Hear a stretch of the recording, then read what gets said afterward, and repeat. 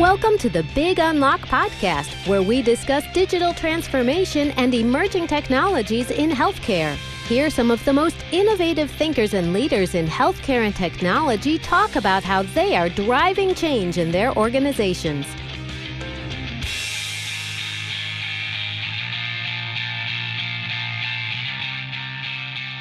Hello again, everyone, and welcome back to my podcast. This is Patty, and it is my great privilege and honor to introduce my special guest today, John Glaser, former CIO of Partners Healthcare and now an executive advisor to Cerner Corporation. John, thank you so much for joining us and welcome to the show. Thanks, Patty. It's a pleasure to be here. Thank you. So, John, you've been a CIO at one of the leading health systems in the country, and now you've been working with one of the big EHR providers. So you must have a unique perspective on all the discussions that have gone on about the costs of EHR implementations, the burden on physicians, and of course, all the benefits of digitizing patient medical records. So can you talk to us a little bit about how your views on EHRs have been shaped by your experience? Yeah, sure enough, Patty. And I think, there's a couple of parts to the question you asked. Let me sort of start with the one of sort of the burden, which is one of the more pressing issues today. Clinicians concerned about the usability of the system. So when you look at it, you see a couple things. Why is it? There's some legitimate concerns that people are raising. You say, well, sometimes the design isn't very good or could be made better. So it's not as intuitive as it needs to be. There's too many clicks. It takes too long, et cetera. At times, that's just because there's bad design. We can fix that. But there's also some ways, for example, using a lot of advances in voice recognition and the ability of AI to empower a voice. And so other ways of interacting with the system. So anyway, one topic is ongoing work, improving the design, using new technologies where possible. The second area that we could spend a lot more time or better at is changing the workflow. At times, you see provider organizations, and I saw this at Partners, and I see this at Cerner, where they go, quote, just install it. They go live, they turn it on, but they really didn't go through workflow changes or how best to distribute who does what in the clinic, et cetera. So you can actually change a lot of burden by moving the work around to better suited people to do this, that, or the other. So that's workflow can be improved a lot in some of these cases. The third is at times we ask the doctor to do stuff where we just kind of overwhelm them. Documentation can be onerous. And CMS has been recently working on just reducing the documentation burden. Also, I used to think when I was at Partners, it was called the tyranny of large numbers of good ideas. In other words, you sit in a committee and say, golly, we should have the docs ask about smoking. Yeah, that's a great idea. We should ask them to ask about whether you're safe at home. Yeah, that's a great idea. And one by each, all these are great ideas, but you add them all up and they're just crushing in terms of time. So part of it is sort of going through the record and thinning out. What do we really need the clinician to do here? And maybe sometimes we can use new techniques such as AI to sort of construct documentation that goes on here. And then the fourth thing I think sometimes is just it takes longer. So if I gave you, Patty, a prescription pad and said, write me a prescription, how long would that take you? 3 seconds, tops. I say, well, now I want you to sign on, pick the patient, pick the dose, pick the drug, all that other stuff. If I'm really good, how long would that take you? Well, 30 to 40 seconds. And so you take these tasks that happen all the time and you make them longer. And there's probably no way to really make them shorter. At least we don't know what that is. And the problem with that is the doctors, well, what's in it for me? Why am I spending all this extra? How do I gain here? We don't have a very good answer for that. We suck up time. We don't really deliver much to you. So I think the other part is just moving to value-based care where you really do get rewarded for quality. So that you'll say, all right, I'll spend the extra time because I can see what's in it for me. So anyway, there's a multifaceted approach to dealing with the usability issue. Unfortunately, none of them are simple.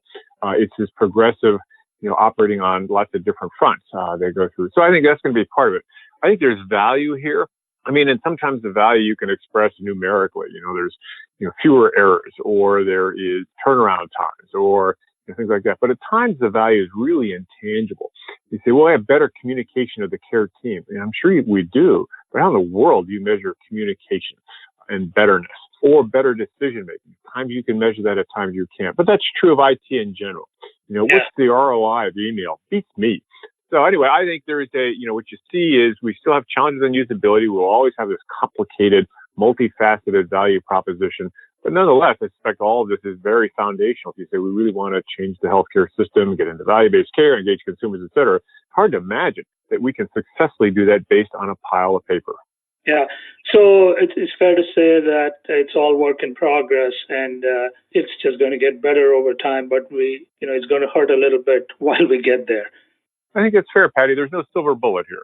Yeah. So one of the things that, of course, has been criticism against both technology vendors as well as health systems, in all fairness, is the question of interoperability. Sure, you've experienced the data interoperability challenges acutely as CIO of partners, but you also have seen it from the point of view of a major electronic health record providers. How long do you think it's going to take before we get to a place which is similar to where, let's say, the banking sector is? Well, I think a couple of things. One is, recently did an article in Harvard Business Review on kind of what can we learn from banking, and not only banking but also travel. The travel industry is pretty well advanced in interoperability, but you see a couple of things. One, in both industries, the interoperability is partial, and the reason it's not complete is twofold. Sometimes there are no real reasons for the industry to cooperate together. So, for example, in banking, as you know, and I know, we can go anywhere and use our, get access to our account and withdraw money, sort of the ATM infrastructure shared by lots of different banks and financial institutions all over the world. On the other hand, Patty, if you go into your account, say, I want to withdraw $20, and the, Wells Fargo says, you don't have it, you only have 10. What it doesn't do is say, I'm going to reach into your Bank of America account, see if I can find $10, transfer it, and serve it up to you. That interoperability doesn't exist. Why? Because the banks don't want it to exist, because they view it as a competitive problem. You might reach in and say, holy smokes, Patty's got a lot of money here. Maybe I'm going to entice him to join my bank, leave Bank of America, join Wells Fargo. Banks don't have no interest in that. So sometimes it's incomplete because there's no rationale, business case for it to be present. The second is technology advances are always happening and interoperability lags. So, for example, a lot of our kids do this, use these micro payments where they'll sort of send a payment through their iPhone for $20, a share of dinner together, et cetera. Well, between Mint and others, there's no interoperability here. Why? Because it's too new in lots of ways here. So anyway, the point is you look at other issues and you see it's partial. That being said, you say, well, yeah, but they've been successful. They've done some stuff. And I say, sure. And what were the conditions that sort of led them to that? Well, there's three things. One of which is they really zero in on particular transactions. They don't try to connect everything to everything. They say, well, we're going to go after the ATM sharing of the infrastructure. Or in our case, in healthcare, we might say we're going to go after authorizations, and referrals, et cetera. We're not going to try to connect everything with a very targeted transaction. Second, for those targeted transactions, there really is a business case. And sometimes in healthcare, we confuse use case with business case. Use case says, here's how it would work. Doesn't mean anybody will pay for it to work, but here's how it would work. Business case says there's a real strategic, compelling, revenue, cost, service rationale for this kind of stuff. So they're very good at that and getting agreement. The third is they have an industry body that pulls everything together. So in SWIFT, or in banking, it's the SWIFT Alliance, 10,000 members. The banks get together and talk about how to settle up at the end of the day. Debits and credits deposited against each other. They need to streamline that so they know what your account is, what my account is the following morning. So SWIFT exists. In travel, the Open Travel Alliance exists to sort of help the travel guys. So, for example, if you go from here to there and you use two airlines in the process, your bags have to go from one airline to the other. Well, how does that happen? It's not only an interoperability thing, but it's also process. What does the baggage person do when they take the bags off your United flight and move it on to a American Airlines flight? So anyway, they have these industry groups that bring everybody together, sort through priorities, business cases, et cetera. We may have that in the recognized coordinating entity that ONC just stood up with a Sequoia project, et cetera.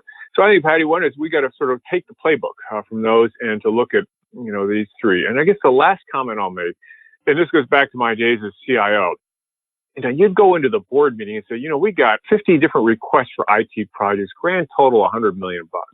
And board says, yeah, but we don't have $100 million. We're going to give you, $30 million. They say, well, okay, well then of the 50, I can do 20. And so we have to prioritize, just because of bandwidth and because of money, et cetera. Now, invariably, a lot of the interoperability stuff never made the cut. It never was a tough contender with stuff you want to do for nursing or improve the revenue cycle or to produce, improve security on the infrastructure.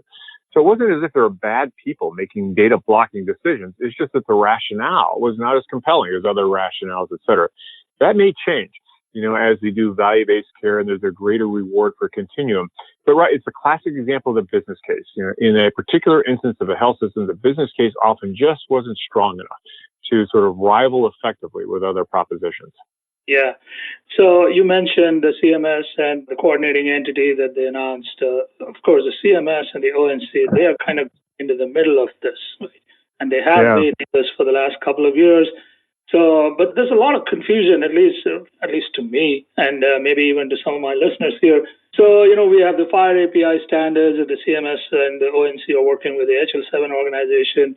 There's the 21st Century Cures Act. There's something called TEFCA that's out there. How do my listeners unpack all this? Is there a simple way to unpack all this and understand what's going on at a high level? Oh, I think it's a tough thing, Patty. And, not only you can read about, golly, what is the recognized coordinating entity, what's really behind TEFCA, but some of the stuff's new. And so you don't really know, well, how effective will it be? And will it get tuned or altered along the way here? And sometimes you go in and you say, golly, there's this bill in front of Congress, or that bill in front of Congress. And, a lot of bills get, put out there, but never make it anywhere. They never get out of committee. They never get voted on. And so there's this swirl of bills that come through. And even when a bill passes, then it goes into committee and gets tuned. And so you say, golly, it's pretty fluid. That's for darn sure, et cetera.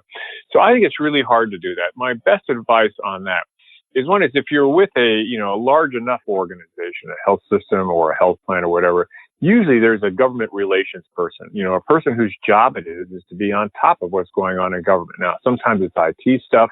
If you're in the health system, they're probably also paying attention to Medicare rates or state level activity on Medicaid and other things like that. They're paying attention to privacy laws, et cetera.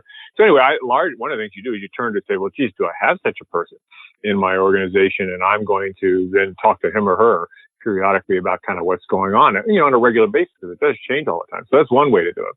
The second way to do it is to, you say, I'm going to go to conferences. I'm going to go to a chime conference or a HIMSS conference or whatever. And, there's usually a government discussion there, and I'm going to listen to that.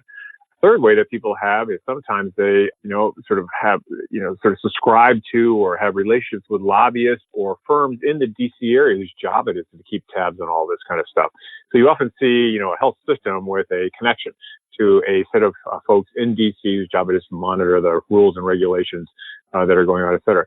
And then you can finally, you join organizations such as the eHealth Initiative or the Electronic Health Record Association, many of them are DC based, who do a pretty darn good job of keeping on tap of what's going on here, et cetera. And then obviously you, Patty, and I'm sure you do this from time to time, introduce people to give an overview. But I think it's hard. And there's lots of different ways you can do it because there's sort of this cottage industry that has emerged that says it's too hard for people to really keep on top of it. So I will be a lobbyist in DC or an association or whatever whose design it is to make sure that you get the scoop on what's happening and how it's changing. Yeah, I read a recent report, I think, that was done by one of the big consulting firms, Accenture, I think, which said that, look, this information blocking rule that the CMS proposed earlier in the year and was announced during HIMSS, actually, it's coming. It's coming down the pipe, maybe down the road. Well, health systems need to get prepared for that. And their survey seems to indicate that people are not prepared, are not aware, or don't care, or any combination of the above. So, John, just in light of your comments just now, is this even a big deal? Should health systems be doing something in anticipation of some of these things going into effect? Well, I think it's really hard for a health system to prepare for this because there's this language in there, Patty, and it's fuzzy language. So it says you, health system, have to make sure that patients can get their data with no, additional effort. So well, what does that mean? Or if you're a vendor that you can't, this can't be egregious costing. Well, there is obviously costs that are way out of line, but what point do you cross the line with your costing on this kind of stuff here?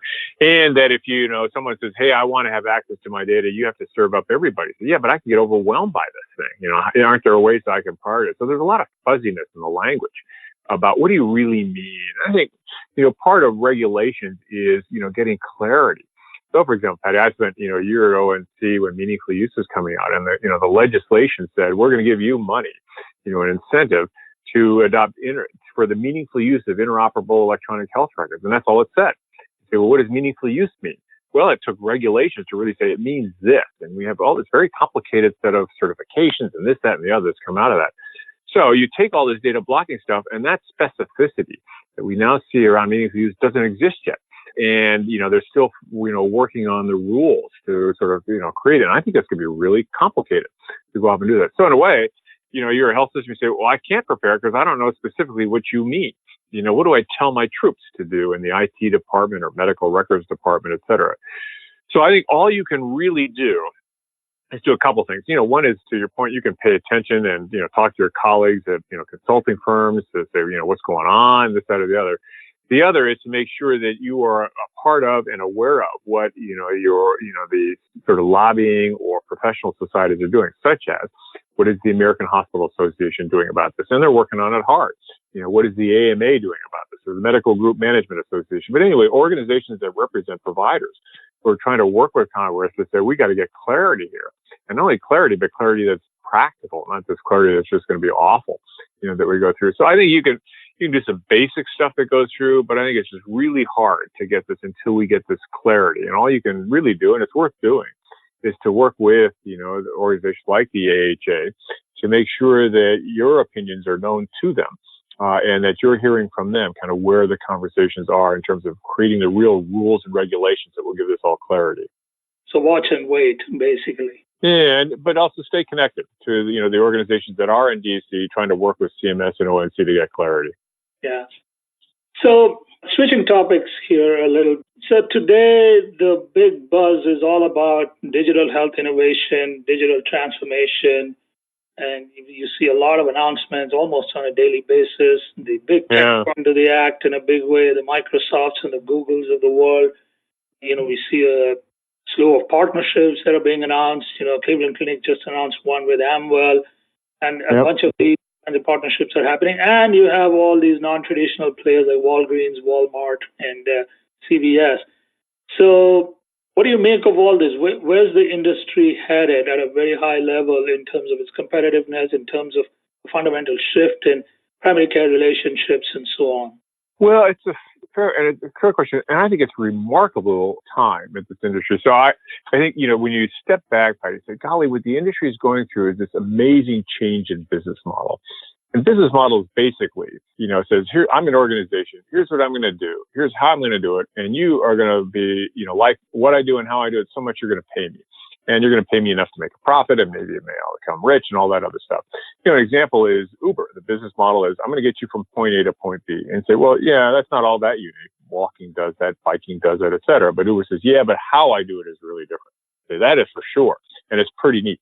So I'll use Uber, et cetera. So anyway, in healthcare, we're going from this shift business model from volume to value-based care, from fragmented care to, integrated care, from, reactive sick care. You show up, we'll fix you, to proactive management of health.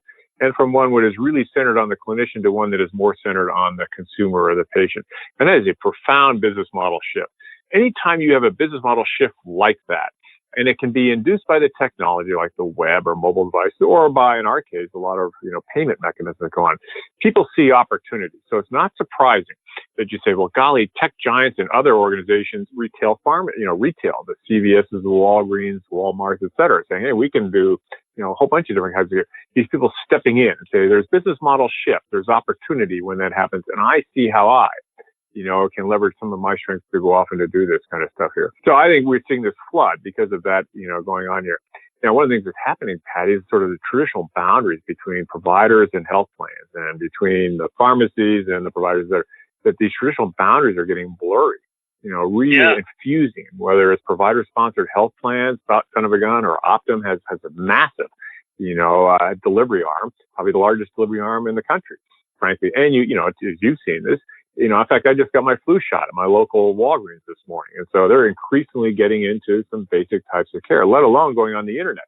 And you can get prescriptions for ED drugs or, eye medicine, all kinds of stuff, without ever seeing anybody in the course of this stuff. So it's a really fluid time that's going to go on here. Now, how it will sort out, I'm not really sure. I see the tech giants, the Microsofts, the Googles, the AWS of the world, and you say, well, they're really doing sort of two things here. One of which is providing infrastructure. And so Apple, for example, with HealthKit and ResearchKit is providing infrastructure for you to develop, new and cool stuff, whether you're a Cerner or an Epic or whether you're a health system or whatever. And, they benefit because they sell more iPhones and watches and stuff like that. So they're all doing infrastructure. Sometimes it's cloud, sometimes it's Apple creating of kits, et cetera. And not only infrastructure of, in case of hosting, but also tooling such as AI tools or voice recognition tools, souped up Siri, things along those lines here. So anyway, the tech giants are saying, I'm going to deliver infrastructure so that as you guys go through this business model change, you can do all kinds of pretty cool stuff that's going to go on. The other part is if you look at particularly Google and Amazon in particular, increasingly they want to surround you and I as consumers with all facets of our lives. So in Amazon says, if you order something, Patty, I want you to order 95, maybe 100% of everything you ever buy through Amazon. And it's not only books and, electronics and this, that, and the other, but now it's groceries. And increasingly it'll be durable medical equipment, your healthcare stuff. So I just want to surround you and make it really easy for you to order everything. Now, there's a lot of value for me in that, when I can sell advertising, I can sell, I could, sort of charge money for, a little bit of extra kicker for all these supplies, et cetera. And also I get to know you. And so you'll see this sort of personalization coming in here. Golly, people like you bought X. So I'm going to use all that knowledge and all fancy and, sophisticated intelligence and great supply chain, et cetera, to surround you and be much more effective at making money off your daily activity. Google, on the other hand, which is also trying to surround you, is trying to surround you based on searches that you do. So what is Patty interested in? Is he looking at vacations? Is he looking at whether he's got a chronic disease? What's he looking at? And I want to surround you and not only do this in search, improve Dr. Google, for example, but also in your home. To know, a lot more about you in your home or to make it easier for you to use Prime. So I think above and beyond the infrastructure, and particularly in the case of Google and Amazon, is surround you and I in an ecosystem, which we actually benefit from and use a lot, such that they increasingly understand us. And healthcare becomes a critical adjunct to understanding hobbies and understanding financial status and understanding, whether you have a big family or a little family and all this kind of stuff. So anyway, they're getting into healthcare just to round out their understanding of you and surround you with support based on things you buy or questions that you ask. So what will all this mean to the Cerners and Epics and Meditechs, all those folks? I don't really know. You see the Cerner AWS announcement. I suspect increasingly there will be this effort to, put another layer on top of the EHR, a layer that's kind of like the population health business, but, essentially it's a platform that sits on top, pulls in data from devices, pulls in data from claims engines and EHRs, and provides a series of additional services to you and me as individuals and the health systems, but also the life sciences companies. So anyway, I think, Patty, it's going to be, a remarkable time to see how all of this settles out.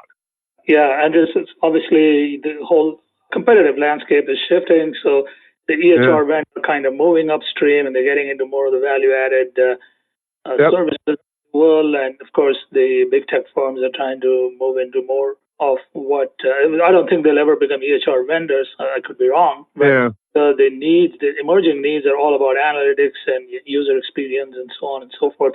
Now, one thing that I hear a lot is that the relationship between the healthcare consumer and her primary care physician is a unique one, which is built on trust. And, no matter what you may say about the brand value of an Amazon e-commerce platform or a Walmart or a Walgreens, there are certain things for which, the trusted relationship between the physician and the patient, that's kind of unbreakable in some ways. Now, of course, there are generational differences. The millennials have a whole different approach. They don't even have a PCP in the first place. And, the boomers, on the other hand, are used to a certain way of consuming healthcare. Does the shift in demographics play a role? Is it going to play a role in how healthcare is going to be served and consumed in future? Well, yes and no, Patty. I think a couple of things. One is you and I and everybody, I don't care whether you're 22 or 82, have two different types of relationships with the healthcare system. One is what I call purely transactional. Like today, I went to get a flu shot. I did it at Walgreens. This is nearby, but it doesn't matter to me whether it's CVS, and the nice lady who gave me the flu shot, I don't know who she is. I don't really care if I ever know who she is, et cetera, et cetera. It's a transaction. It's like buying groceries. We want good groceries, we want to pay, a good amount, but, I don't really care whether the person who's checking me out and I ever have a personal relationship. So there's an aspect of healthcare which is transactional.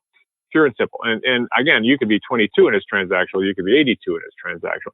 So there, I think, the retail guys will do just fine, because at the end of the day, we want good, convenient, high quality, relatively inexpensive service.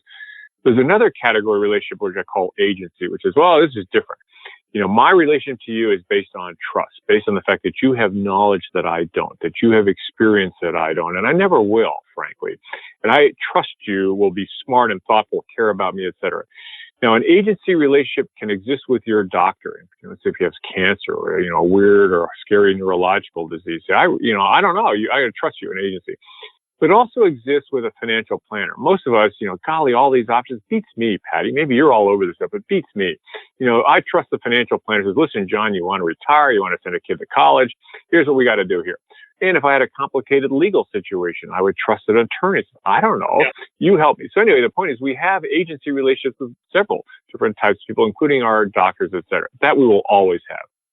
Now, what's interesting to me, Patty, I have 3 daughters, 36, 33, and 30. And the 33-year-old and the 30-year-old are new moms. Within the last year, both had, grandkids. That's how I view them, et cetera. It's very clear to me that my daughters value enormously the personal relationship with the pediatrician, and value, when they were pregnant, the personal relationship with their obstetrician. Now, they're millennials, but, they want a healthy kid, and they want a pregnancy without complications and this, that, or the other. So they might be millennials, and they're willing to do they're more comfortable with the technology than I am. But when it came to stuff that really mattered to them, and when it came to stuff where they say, golly, the stakes are high and there's an imbalance of knowledge here, I trust and need that trust. So anyway, I look at that and say, well, on one hand, millennials will try to do more of this, but on the other hand, all of us, have, retail transactions in healthcare, and my daughters, as, young as they are, still have the valued trust relationship as parents. Yeah, no, I think that's very well put. Actually, it's pretty nuanced. So just to round out our discussion today, John, you talked about a bunch of the emerging technology. You talked about voice enablement. I think that's fantastic scope for increasing productivity, reducing the burden on physicians just through voice enablement. And I think there's already progress being made in that regard. You talked about cloud, how Cerner in particular is driving relationships with AWS and all the other cloud vendors are getting it. I just want to talk very quickly about AI. What do you think? Yeah. What do you make of AI's potential? Oh, Patty, I think it's massive. And I think, it's interesting. If you go back over the history of business use of IT, you say every decade there's a class of technology, IT technology, which has changed the world. The world's different as a result of that. So in the 60s, it was the mainframe computer. In the 70s, it was the mini computer. In fact, the Cerner Epics Meditechs of the world were born off the mini computer. So anyway, it was the 70s mini computer.